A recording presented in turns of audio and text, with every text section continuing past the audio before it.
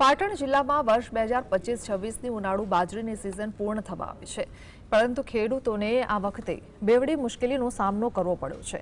આ સિઝનમાં બાજરીનું વાવેતર લગભગ 29 હેક્ટરમાં થયું છે, જેમાં સૌથી વધુ સરસ્વતી તાલુકામાં 19 હેક્ટરમાં વાવણી કરવામાં આવી હતી। જો કે પાક દરમિયાન ખેડૂતોને અનુકૂળ વાતાવરણ અને અન્ય સમસ્યાઓનો સામનો કરવો પડ્યો છે, જેના કારણે આંશિક નુકસાન થયું છે। ઉનાળુ બાજરીનું વાવેતર પૂર્ણ થઈ ગયું હતું અને લણણી પણ થઈ ગઈ અને હવે માર્કેટમાં બાજરી આવી છે, પરંતુ બાજરીના જોઈએ એવા ભાવ મળ્યા નથી। પાટણને બજારોમાં લગભગ મોટા પ્રમાણમાં બાજરીની આવક થઈ ગઈ છે। કેમેરામાં કેટલાક દ્રશ્યો બતાવે।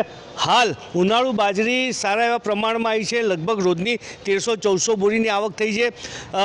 ઉનાળુ વાવેતરની જે બાજરી હતી એ બાજરીમાં જે કહેવાય કે ખેડૂતોને લગભગ 600-700 રૂપિયા હોય તો મળે એવું છે, પરંતુ છેલ્લા 2 વર્ષથી એના ભાવ સ્થિર રહ્યા છે। 425થી 500 સુધીના જ ભાવ મળે છે। એને લઈને એમનો ખેડૂતોને જે ખર્ચ છે એ ખર્ચ માથે પડે છે।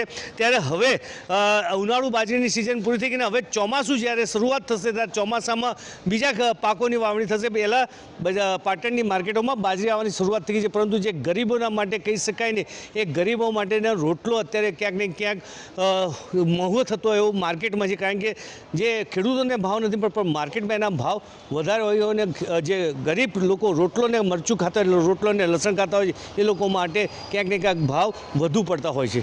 અલ્કેશ પંડ્યા, GSTV, પાટણ।